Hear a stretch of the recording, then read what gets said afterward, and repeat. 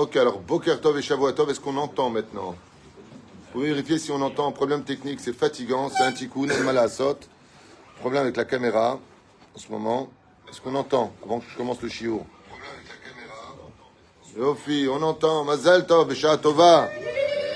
Baruch Hashem, ça marche. Daniel, Gamzo le Tova, ça marche. Yatikou Jikarhir. On est aujourd'hui, le dimanche, mais qui n'en peut plus. Le 2 du mois d'avril et le 11 du mois de Nissan. On a un shiur acheté par notre ami Yosef. Shemvarechoto Bechol Asherlo. Pour l'élévation de l'âme du grand-père Yaakov ben Abba ou Chava Karp, Bezrat Hashem, de la part de ses enfants et petits-enfants et arrière-petits-enfants. Bezrat Hashem, il rassemble que mérite de cette étude, Yalet Nishmato, Kezoar Arakia. Donc on avait commencé le shiur, on a un problème technique, on revient depuis le début en arrière. Le shiur est basé sur le Evdel, la différence entre Purim et Pessah. Donc on avait vu ensemble. Hein? Maintenant, vous pouvez répondre aux questions qu'on a déjà posées. Petit malin, disait-il. Petit malin. Donc on avait vu que Purim n'a pas de Hallel. On avait cité le Hadat, Avdechem David Witou, qui avait dit que pourquoi il n'y a pas aussi de Hallel, hormis toutes les questions et réponses qui avaient été données à travers le Talmud, des Midrashim, les commentaires de nos Chachamim, pourquoi il n'y a pas de Hallel à Purim? Parce que c'est une fête qui se passe en Galout, parce que la Megillah elle-même est le Hallel et d'autres réponses qu'on donnait. Mais il y a un remède qui est fait puisqu'on sait qu'il n'y a pas de Purim, s'il n'y a pas de Pessah, il n'y a pas de Pessah sans Purim. Et c'est les Evdelim, c'est les différences que on va étudier ensemble entre ces deux fêtes qui représentent la Géoula absolue, Bezrat Hashem, surtout qu'on voit qu'à Purim, les Juifs n'ont pas voulu remonter en Israël, si ce n'est que beaucoup plus tard, avec Ezra et Nehemia sous l'ordre de Hordos, avec l'autorisation de Koresh qui prendra le trône après Achashverosh. Tandis que Pessah, c'est une fête qui, tant bien que mal, se termine mal avec les Meraglim qui refusent de monter en Israël et qui, à fin de compte, après 40 ans plus tard, une nouvelle génération pénétrera le pays d'Israël pour le conquérir face aux 7 peuplades et ses 31 rois. Voilà plus ou moins ce qu'on avait vu ensemble en préface. Et ensuite, on a commencé à voir les Evdelim, les différences entre Purim et Pessah.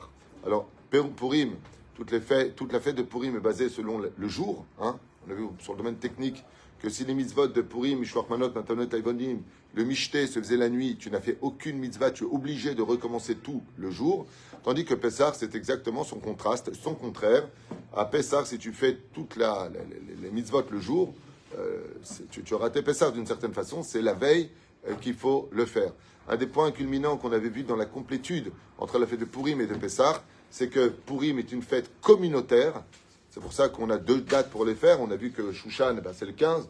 Les autres provinces, c'était le 14. Parce que chaque communauté, le fait. Et encore, jusqu'à aujourd'hui, celui qui appartient à la communauté des villes entourées d'une muraille depuis l'époque de Yoshua bin Nun le feront le 15. Les autres, le 14. On n'a pas ce genre de choses. Il n'y a pas de Pessah, je fais tel jour, l'autre, je fais tel jour. Hanouka, moi, je fais tel jour, toi, tu fais tel jour. Pourquoi? Parce que toutes les fêtes sont au niveau de la nation juive. Et la nation, c'est un seul jour.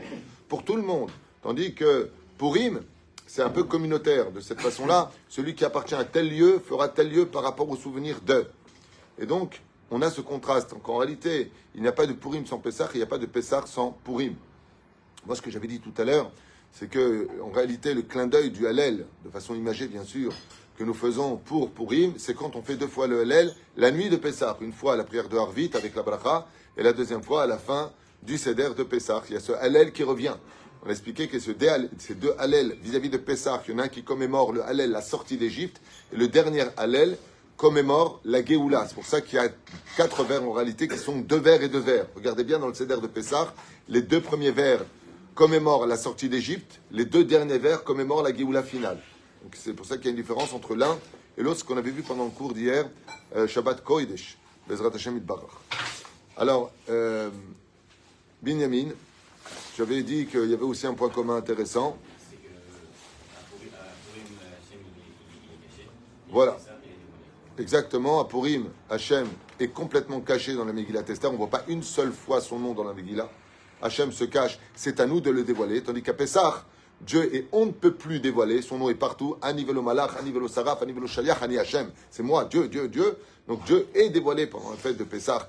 Et il dévoile le peuple d'Israël. Et en contrepartie de cela, plus tard, Purim, c'est à nous de laisser Dieu caché et de le dévoiler Be'ezrat Hashem, à travers cela. Quoi encore, par exemple, professeur? Israël, non? Hein? La sortie d'Égypte. La sortie d'Égypte. Par rapport à Pourri. Oui, ben là tu poses une question ou tu donnes une réponse? Moi je veux des réponses. Nous, le spirituel avec le matériel. On ne pas la sortie d'Égypte. Hein? On ne connaît pas à Pourri. Quel rapport? Non, c'est hors jeu. Matériel avec le spirituel. Purim, c'est pas les Zechel Siat Mitzrayim, il n'y a pas de rapport. Hein? Ok, mais je cherche des points communs moi. Aman, ils voulaient nous toucher tous, alors que Paro, ils voulaient nous toucher spirituellement.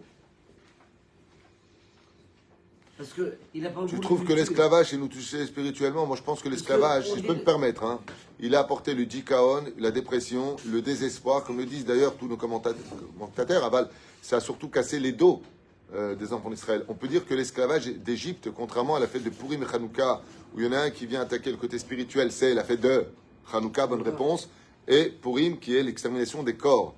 Pharaon, lui, il a pris les deux, ça veut dire qu'il a exterminé et les corps et les âmes. Ça veut dire qu'il a fait un travail assez phénoménal dans ce domaine. C'est pour ça d'ailleurs que que Pessah est une fête très spéciale, puisque l'on parle de la Shmada Klalit. Les plans de Pharaon étaient terribles.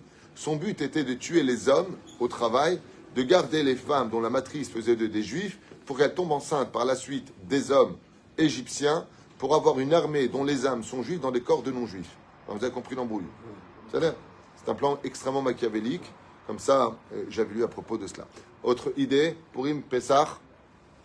Il y en a un qui m'a dit, les deux commencent par la lettre P. Chazak ou Baruch. C'est mignon. Ken? Oh, il y a Féméod. Sauf, ça se réveille. Pessah, c'est la dernière fête de l'année, le 12e mois de l'année, qui est le mois de Hadar. Ce qui vient clôturer, Bezrat Hashem, l'année avec ses fêtes, c'est la fête de Purim. On dit toujours que le meilleur est pour la fin. Et par contre, la fête de Pessah, c'est la fête de la Géoula, c'est la première fête juive. Et l'un est relié à l'autre par un lien qui s'appelle les halachot. C'est-à-dire qu'à partir de Shloshim Yom, Lifne Pessah Dorshim, Beilchot Pessah, 30 jours, Moshe Bisinaï, on apprendra qu'on est Dorshim, ça veut dire qu'il n'y a pas d'interruption. Et effectivement, l'un vient clôturer, l'autre vient dévoiler. Mahod, on a vu des différences qui sont assez flagrantes. À Purim, on s'est battu. Tandis que pour Pessah, Dieu s'est battu. C'est Neymar, Hachem Ish Milchama. Les hommes n'avaient pas la force de lutter. Et c'est Akadosh Baruch Hu qui a ouvert la mer et qui a tué les ennemis d'Israël. Il y a eu Yad Hachem, Bezrat Hachem, dans tout cela. Et Nebe Purim Anu Omrim, Sha'asanissim Lavotenu. À Purim, on dit qu'il a fait des miracles pour nos pères. Vananu Kolelim Gam et Atzmenu Bichlal. Kemo Bepessah. Sha'asanissim Lavotenu. D'accord? Alors ici, il rapporte qu'un des points, Sha'asanissim la avotenu, Ven anu kolelim gam et atzmenu bichlal kemo bepesach. Par contre, à Pesach, qu'est-ce qu'on dit? Bayam imahem, bazeman hazeh, velichora mima nafshach. Im tzarich adam leodot al kol ne she'asa lavotav, ki mimela u bichlal. Ki im ken, bepurim, ayu tzrichim lomar kach. Alors, il pose une question ici intéressante. C'est vrai que si tu dis que tu as sauvé que nos pères, et pas nous, aujourd'hui, par exemple, eh bien, automatiquement, le fait d'être présent, c'est parce que tu as sauvé nos pères.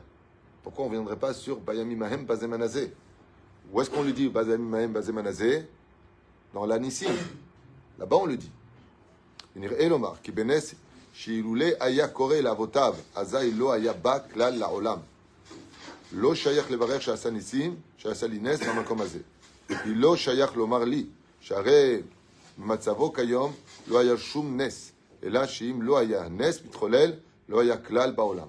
Donc ici, il rapporte quand même une parenthèse assez intéressante, c'est qu'on ne dit pas, quand on va là-bas en Perse, par exemple, là où ça s'est passé, Sha'asanines bamakom hazeh, qui nous a fait un miracle, à nous.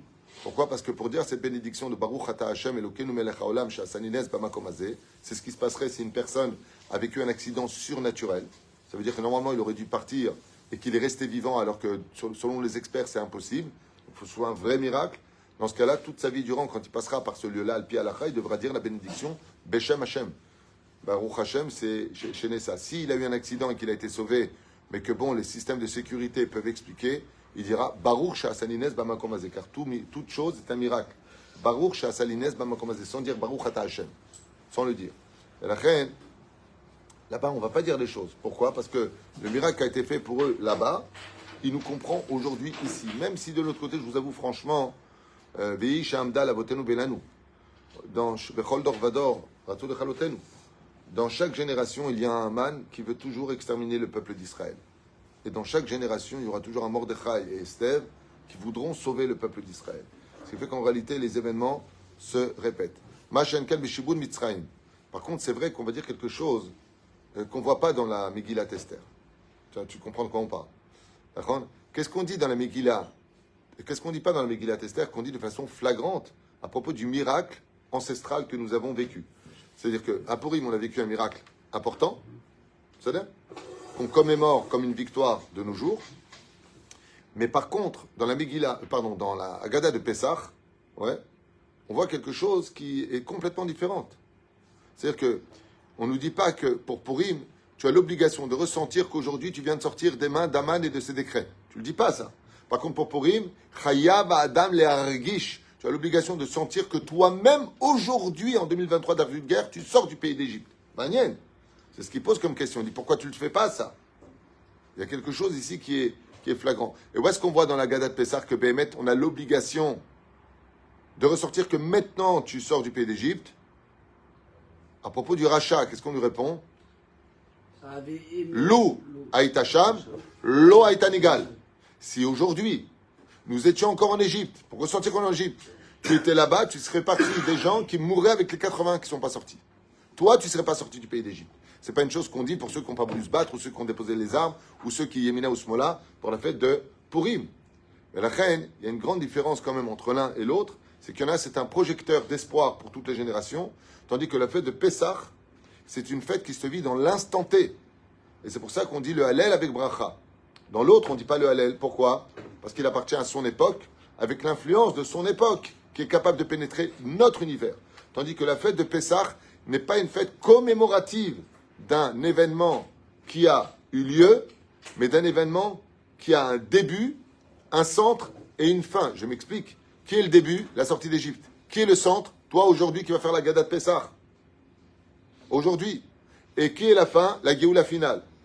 Ça veut dire que si je n'ai pas, pour les deux fêtes, un but, les deux fêtes n'ont aucun sens. La sortie d'Égypte, sans la Géoula finale, j'ai pas besoin de casser la matzah en deux. Pourquoi on a une petite matzah, une grosse matzah? On a expliqué hier, vous vous rappelez? La ficomane. Pourquoi on la casse en deux petites dalet vav? Pourquoi on fait ça? Parce que la sortie d'Égypte, on la connaît, donc elle reste matzazo, on la voit, on peut raconter, parce qu'on a la Haggadah. Par contre, le grand morceau représente la ficomane, celui qui va être safoun, celui qui va être caché. Et là, par contre, comme elle est cachée, on ne sait pas où elle est, parce qu'on ne sait pas quand est-ce qu'aura lieu la Géoula. On ne sait pas comment va avoir lieu cette Géoula finale. On a des écrits, mais on ne sait pas exactement, précisément, selon le mérite ou pas d'Israël, donc on ne sait pas comment elle va être. Donc il n'y a pas de matzah shlema, il n'y a pas de matzah complète si je ne sais pas quand est-ce que viendra la Géoula. La fête de Pessah ne prend son ampleur que quand il y aura la Géoula finale. Parce que sinon, ça veut dire qu'on a fait un échec. Alors qu'on est sorti d'Égypte pour vivre en France, aux États-Unis, en Allemagne, en Angleterre, en Chine, elle reste en Égypte. Après, on retourne dans le métro boulot dodo. C'est vrai que c'est pas le même esclavage, mais si c'était pour ça, c'est pas possible. Puisque dans la paracha de Vaïra, c'est que tu verras ce que je vais faire, je sortirai les enfants d'Israël comme je l'ai promis à Abraham, Sarah et Yaakov, de leur donner la terre où s'écoule le lait et le miel. Donc le but de la sortie d'Égypte, c'est d'arriver en Israël. Et Shana Berushan Mabnuya. C'est ça le but de la sortie d'Égypte. Et la même chose pour Purim.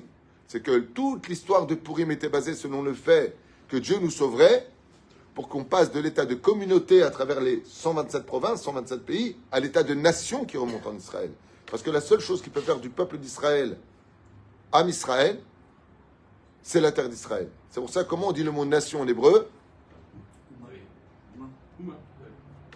D'accord. Mais dans le Talmud, c'est pas marqué Ouma. Goy. Goy veut dire nation. Et comment on s'appelle quand on est en galoute?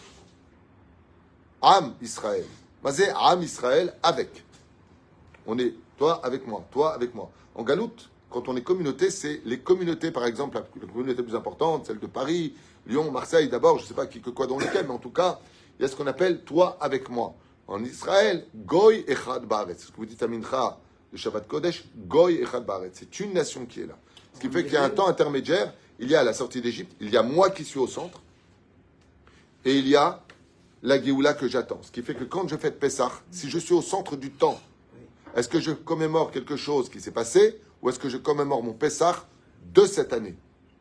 De cette année. Donc je suis dans mon Égypte personnel et qui est mon propre pharaon, qui est donc mes pulsions animales, mon Yetzerara. Donc je recherche le Chametz, qui est il ou animama shetemisham, bechipazol.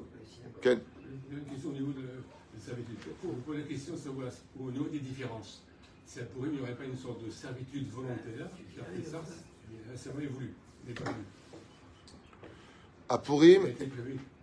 disons qu'à Purim, on est tombé dans le désespoir. D'où est-ce qu'on apprend de son contraire? La Yudim Aïta Ora. Mazé Aïta Ora Vesimcha Besesson Veika. Ça veut dire qu'il n'y avait pas de lumière, il n'y avait pas de joie, il n'y avait plus rien. Pourquoi on parle de l'extermination clalite? La revanche d'Aman a eu lieu pendant la Shoah. D'accord? Quand Esther dit voici les 10 fils d'Aman, il faut les pendre et vous les pendrez aussi demain. Tu regardes les petites lettres qui sont là-bas, ça fait exactement l'année du procès de Nuremberg. Peu importe. C'est très allusionné dans le code d'Esther, là-bas, c'est bien expliqué aussi, c'est expliqué par beaucoup de vidéos. Mais c'est pas exactement là-bas que se trouvait le point. Il y a une baisse des bras. C'est-à-dire que les Hébreux, à cette époque-là, ont baissé les bras. Une servitude volontaire. Non, c'est pas une servitude volontaire. Baisser les bras, ça veut dire qu'on avait accepté notre sort dans le sens où on a refusé de se battre. On a refusé d'agir. Parce que c'est quand même curieux de constater et de voir que les Juifs ont une promesse de ne jamais être exterminés. Et qu'on peut constater cet effet-là sur le domaine historique à propos de la Shoah. Je ne sais pas si vous avez déjà vu et étudié profondément la Shoah. Profondément la Shoah. D'ailleurs, il faut savoir qu'il y a eu beaucoup plus que 6 millions de Juifs de tués. Il y a plusieurs millions, je crois 3 millions d'archives qui ont été retrouvées en Autriche, cachées sur les noms des Juifs. Toute leur fortune, bien entendu, placée en Suisse. Vive la Suisse, pays neutre, il y a Shadow. Mamash Mahod Méanienne, de voir que quand tu vois les vidéos, je ne parle pas des films, je parle des vidéos réelles, filmées en temps réel, vous aviez un soldat avec une mitraillette face à 50 personnes. Allez, tu sais quoi? 10 personnes, ça te va? Il y en a 3 qui meurent, mais tuez-le. Aucune réaction. Alors bien entendu, revenons dans les faits historiques, les personnes étaient complètement affaiblies, il y avait le typhus, il y avait la méningite, ils étaient faibles, ils n'étaient pas nourris, c'est sûr. Mais ils cassaient de la pierre, ils levaient des pioches, je veux dire, ils avaient des armes. Non, il y a une espèce de volonté, comme c'est marqué, que à propos de la fin des temps, le peuple d'Israël est un peuple qui, s'il se lève vraiment, et qu'il a confiance en lui, qui sait qui il est, qui reprend ses valeurs, comme ça s'est passé à Purim. Purim, c'est une fête qui est très spéciale. Pourquoi est-ce que Purim va beaucoup plus haut que Pessah? Parce qu'à Purim, on a pris enfin conscience de la valeur de ce qu'était le peuple d'Israël. Et si tu regardes bien, qui s'est battu contre nos ennemis qui devaient eux-mêmes nous exterminer? Question bête, hein? Ben c'est nous. C'est nous. Donc qu'est-ce que, en réalité, a fait le miracle de Purim? Alors je vous apprends peut-être quelque chose que vous ne saviez pas, mais Mordechai et Esther ont été les moteurs qui ont rappelé à Israël qu'on est un peuple serein, et souverain on dit? Souverain, ça n'allait pas. Souverain, qu'on n'est pas n'importe qui, qu'on a une protection divine et qu'un juif peut aller bien au-delà de toutes ses frontières. Si vous regardez la Megillat Esther, qui prend les armes et qui va se battre contre ces mêmes soldats qui devaient nous exterminer? C'est nous. La différence, c'est qu'on a l'autorisation du roi. C'est tout. Le roi nous donne le sceau. Ouais, c'est bon. On peut s'occuper d'eux. C'est toute la différence. Par contre, à la fin des temps, c'est marqué Bechibuk Yadaim. Quand Israël se prend pour un et moi, c'est notre armée, il met Dieu de côté. Ni il dévoile Dieu, ni quand Dieu se dévoile, il dit que c'est lui. Comme la guerre des 6 jours où on ne peut pas dire autre chose que c'est Dieu lui-même. C'est incompréhensible ce qui s'est passé. Et bien à partir de ce moment-là, je me heurte à une situation où Akadosh Baruch Hu nous met en Chibuk Yadaim. Par exemple, prenons un exemple historique ici en Eretz Israël que j'ai vécu en 1987.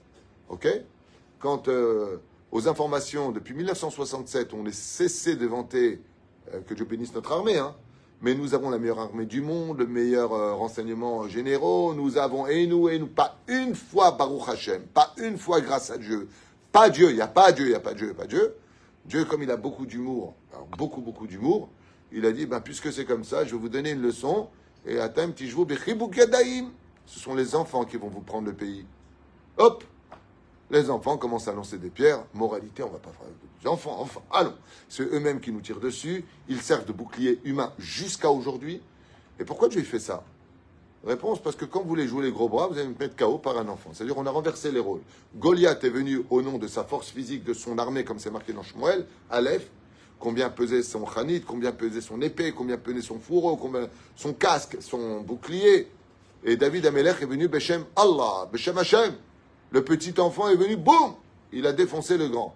Et nous, on a pris la place de Goliath. Alors les Arabes, ils ont pris la place de David.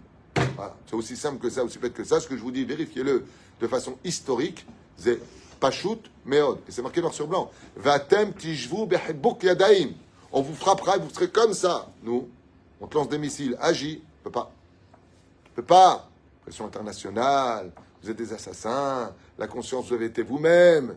Victime. Alors, dans tous les côtés, on est attaqué de partout. C'est pour ça que la Gemara nous dit dans Sota même tête à Moudbet, celui qui veut réussir sa vie, Ben Purim le Pessah, chez Yada, Shakol met Hashem et Barach, et on lui doit tout à Hashem. Tout ce que tu fais, tout ce que tu réussis dans ta vie, c'est lui. C'est pas simplement Gamzol et Tova de ce qui nous arrive. Akol Gamzol et Tova, tu dis ça. Toute ma vie, ça a été Gamzol et Tova. Aval, Mitzat Sheni, de l'autre côté, combien il est important, Bezrat Hashem, de relever cet étendard entre Purim et Pessah, du Dieu qui se cache et du Dieu qui se dévoile. Maintenant, nous sommes au centre de la sortie d'Égypte et de la Géoula finale. Et entre cela, Bayami Mahem, Bazé Manazé. C'est ce qu'il pose comme question ici. Ma'ashen ken b'shibud Mitzrayim, shilu haya goel hakadosh baruch hu et avotenu. Ayinu gam ken anu ba'im la'olam. רק היינו במצב השפלות רוחנית של שעבוד מצרים, במצב של שקיעה ב50 שערי טומאה. Et là, il vient révéler quelque chose de très profond à laquelle vous n'avez pas pensé. Si Dieu nous avait sauvés d'Égypte, mais à finir les 190 ans qui nous manquaient, parce que vous savez qu'on est sorti après 210 ans, alors qu'on était là-bas pour 400 ans. Hazak. Hazak. Car 210 plus 190 qui manquaient égale 400. Hazak ou bakbouk. ולכן בזה יש מקום לומר שעשה לי נס במקום הזה. עלים במצב שלי היום. Qu'est-ce qui se serait passé? Imaginez que Dieu, comme il a promis de ne jamais exterminer le peuple d'Israël, c'est-à-dire Am Israël chai vekayam la'ad ulmi olamim.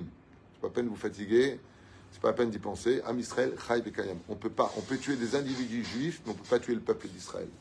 Am Israël ne peut pas mourir, sachez-le. C'est pas la peine de vous fatiguer avec vos plans et vos bombes atomiques. Am Israël lo yachol lamut. S'il n'y a pas d'Israël, il n'y a plus de monde.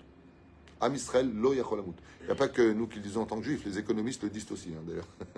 Dans le domaine financier, et tout le monde te le dira.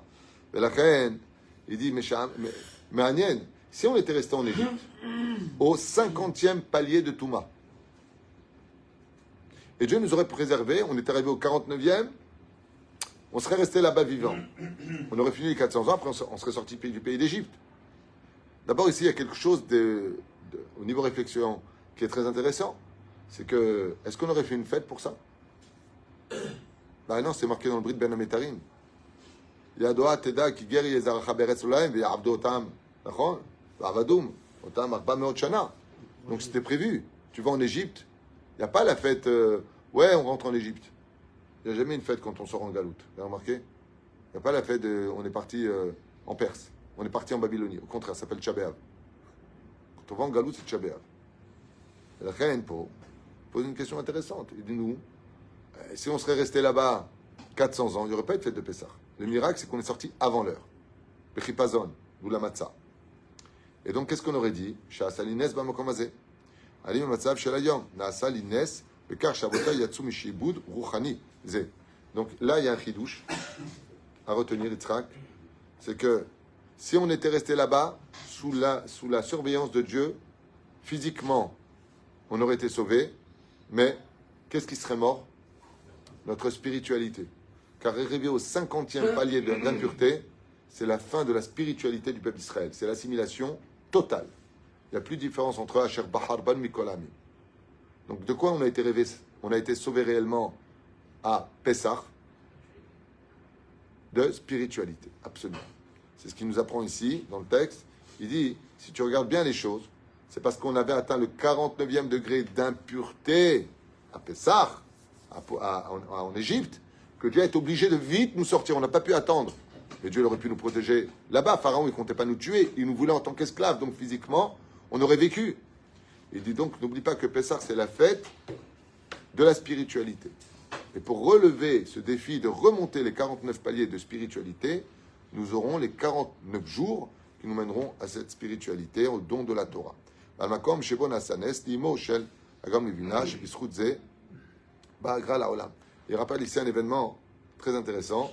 Vous savez que la mère du Gaon de Vilna, quand elle était enceinte, elle est passée sous un tunnel, un petit tunnel dans la ville, il y avait un pont, et donc tu devais passer là-bas. C'est un peu comme un charim, c'est très étroit. Au moment où elle s'est engagée, les gens faisaient très attention de regarder qu'il n'y ait pas de charrettes qui foncent.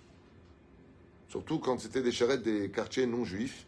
Quand ils rentraient dans le quartier juif, ils se faisaient le plaisir de foncer dans ce tunnel. Dans le cas où il y aurait quelqu'un, les chevaux ne l'auraient pas vu. Et la femme du Gaon de Vilna qui était enceinte, quand elle est rentrée dans le tunnel, enfin le pont quoi, à l'intérieur, au moment où elle est rentrée là-bas, il y a une calèche énorme qui prend son virage et qui fonce à l'intérieur. Et elle marchait doucement parce qu'elle était presque à terme. Et quand elle a vu la calèche rentrer à l'intérieur du tunnel dans lequel elle était, elle s'est mise contre la paroi. Bien entendu, elle n'aurait pas pu vivre puisqu'il n'y avait pas de place pour son ventre et pour la carriole. Et il s'est passé un miracle. C'est que le mur a pris la forme de son corps et elle s'est enfoncée à l'intérieur. Hein? Ouais, ça. Avec Rachi, je ne me rappelle pas l'avoir lu, mais si tu le dis, je ne connais pas tout. Il y a eu ça aussi? Un son qui s'est écrit dans Rachi à 3. Non, c'est à 4. Avance. Avance. Ah, ok, alors avec Rachi aussi. En tout cas, ici, avec le Gaon de Vilna, moi j'ai vu dans sa biographie, effectivement, c'est arrivé. Et il dit, s'il n'y avait pas eu ce miracle-là, là-bas, il n'y aurait jamais eu le Gaon de Vilna, selon toute logique. D'accord? Ce qui fait que, qu'est-ce qui nous donne l'espoir de vivre la fête de Pessah? C'est de commémorer dans les moindres détails pourquoi toi tu vis aujourd'hui. Parce que tu le leur dois. Mais moi j'ai un problème avec ça, je vous dis franchement. Si tu pars selon la logique de cette explication de nos Chachamim, bah c'est pareil pour Purim. C'est exactement pareil pour Purim. Alors quelle différence entre l'un et l'autre? On a répondu. L'un c'est à l'échelle nationale, l'autre c'est quand même à l'échelle communautaire. Même si ça reste national au niveau de l'ensemble des communautés. Mais ça reste quand même national. C'est comme Shaya Rabbi Chaim Mivolozin de Tunis, un Rabbi Chaim Mivolozin. C'était l'élève du Gaon de Vilna, Hazak ou Baruch. Voilà. אבל לא היה זה אותו רבי חיים. לא היה באותה דרגה רוחנית כפי שזכה לה כתלמידו של הגר"א. ולכן נעשה לי נס במצבי שלי. Et donc, qu'est-ce qu'on peut constater de là? Que s'il n'y avait pas eu ce miracle pour la mère du Gaon de Vilna, il n'y aurait jamais eu Rabbi Chaim de Volozhin. Il n'y aurait jamais eu tous ces grands qui écrivent Nefesh HaChaim. Il n'y aurait jamais eu tout ce que l'on vit aujourd'hui. Et c'est pour cela que nous-mêmes, à travers cela, on ne doit jamais oublier, comme là, le cours qui a été fait pour le grand-père, Bezrat Hashem, jamais oublier que si nous, on est dans ce monde aujourd'hui, ici présent, c'est grâce à nos fêtes juives.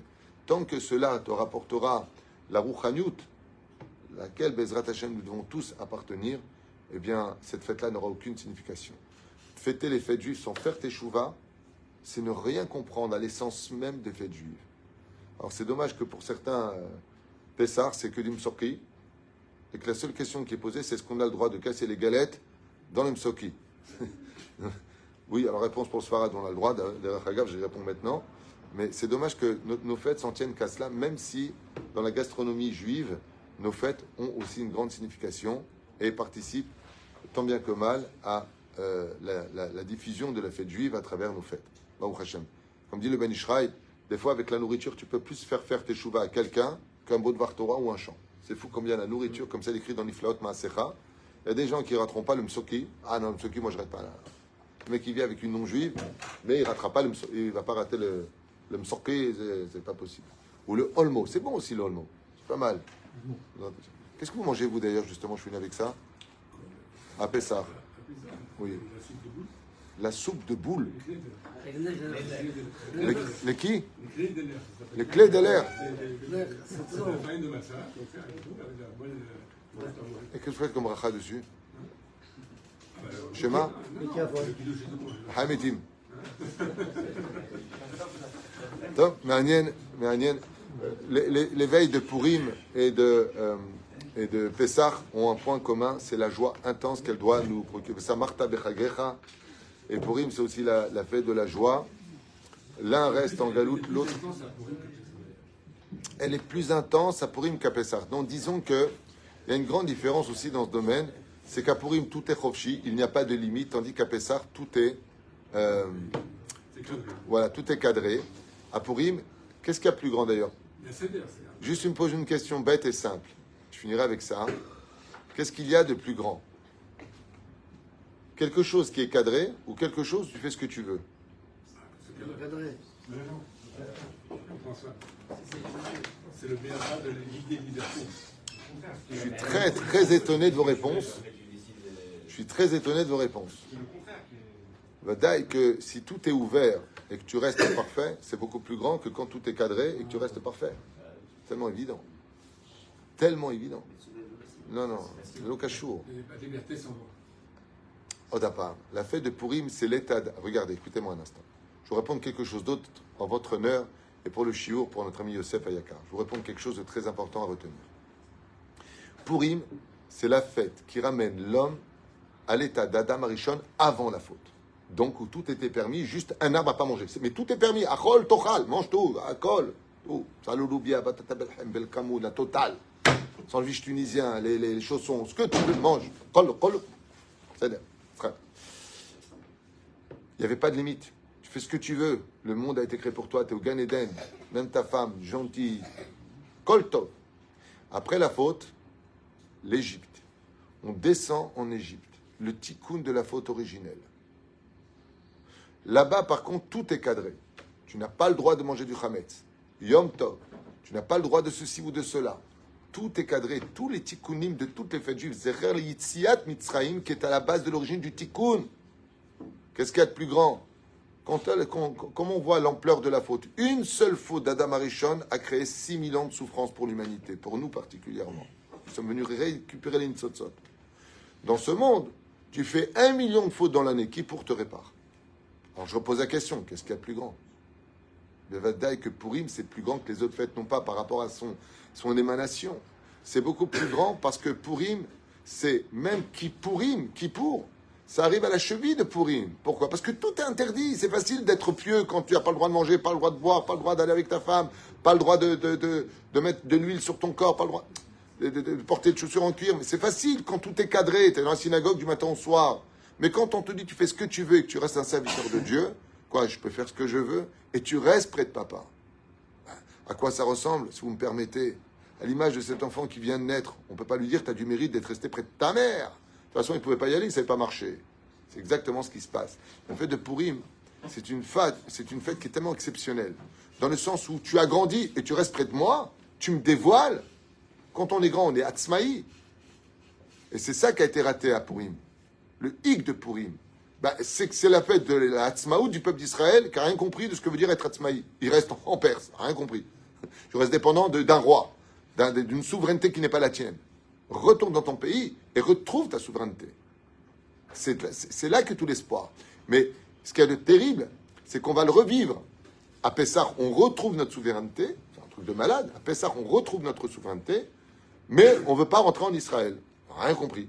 On veut une souveraineté en galoute, intermédiaire, le désert, avec la Torah et Moshe Rabbeinu. Ça veut dire qu'on veut une souveraineté dans une yeshiva qui n'est pas en Eretz Israël. Ce n'est pas une souveraineté, c'est une yeshiva. Ce n'est pas une souveraineté.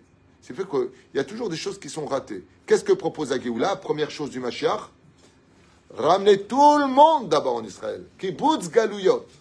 Mais Kabetz Nitre Amo Israël. Le Mashiach, il va venir au monde pour venir chercher les Juifs qui ne voulaient pas monter. Viens ici, toi. Viens ici. Comme ça. Bien entendu, avec un pays qui respirera la Torah, le Mitzvot, Masim Tovim. Un pays qui ne nous vendra pas aux nations du monde. Il ne va pas nous vendre aux impôts français, aux impôts américains, comme ils le font aujourd'hui avec plaisir. Nous, on est toujours en train de vendre nos Juifs, alors que les autres nous ont revenus pour prendre nos biens. Pour vous dire à quel point, des fois, le Juif peut être en haut, mais alors d'une bêtise aussi, qui vraiment peut être exemplaire dans ce domaine. Enfin, tout ça, ça fait partie des plans divins. Shem Hashem Naaseh Benatzliach, pour ce shiur Be'ezrat Hashem, qui nous fait bien comprendre qu'on a intérêt à remercier Akadosh Baruch Hu depuis Purim jusqu'à Pessah. Et une fois qu'on a eu les deux, alors on peut enfin chercher la Torah. Si tu as été capable de dévoiler Hashem, parce qu'il était caché, si tu es capable de remercier Hashem parce qu'il s'est dévoilé, alors tu peux aller danser avec la Torah le jour de Shavuot. Baruch Adonai Leolam, Amen.